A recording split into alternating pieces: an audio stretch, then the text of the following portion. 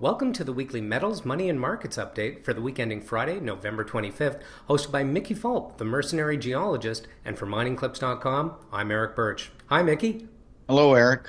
We're coming at our audience a little earlier today due to a shortened trading day because of Thanksgiving, and it was another strong week for the markets as the Trump effect continues to march ahead. Well, as Trump continues to play his cards, Wall Street wins and the liberal media whines. And it's also taken its toll on gold and other safe haven assets. What happened there? Well, gold broke resistance, closed the week at 1182, broke strong resistance at 1200, and probably a more concern, it's broken its 400-day moving average. There's a couple of fundamental reasons for that. India is on the verge of banning gold imports, and most listeners will know that India is the largest consumer of gold on the planet. And finally, stop-loss sales exacerbated the loss in the early part of the week. We also saw a little bit of softness or weakness in some other precious metals. Silver was down 0.4%, lost 7 cents to 16.48. Platinum lost 1.7%, closed at 9.06. Meanwhile, with the promise of jobs and infrastructure build-out, palladium has just been on a roll. It was up another 2.5% to 7.41, basically because it's the main component in auto catalysts, gasoline burning autos.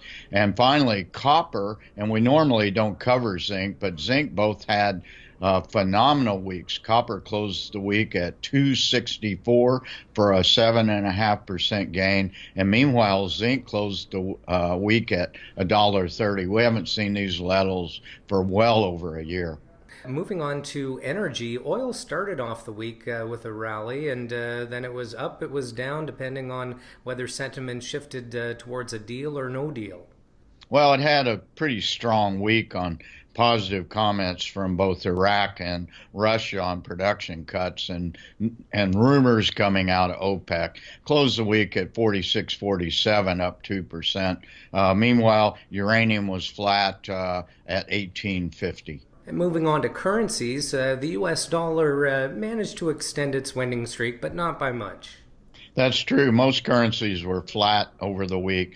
Dollar closed at 101.51. Euro was flat at 106. Meanwhile, the loonie was flat despite the strength of the U.S. dollar, and that was probably expected with a little bit of a raise in the WTI. And moving on to markets, all three major indices continue to push new all-time highs, and the Dow moved over 1900.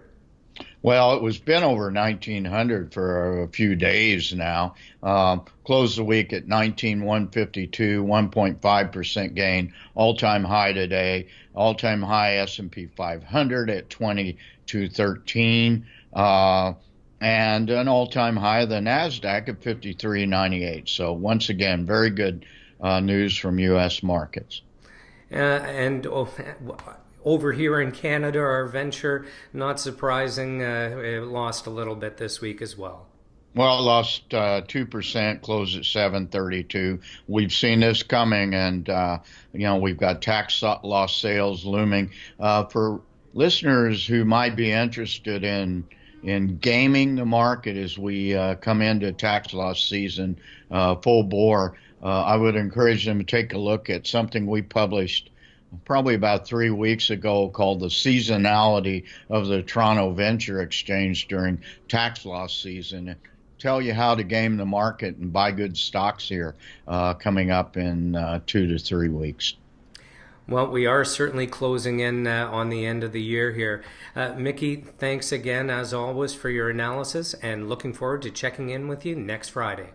All right. Thanks a lot, Eric.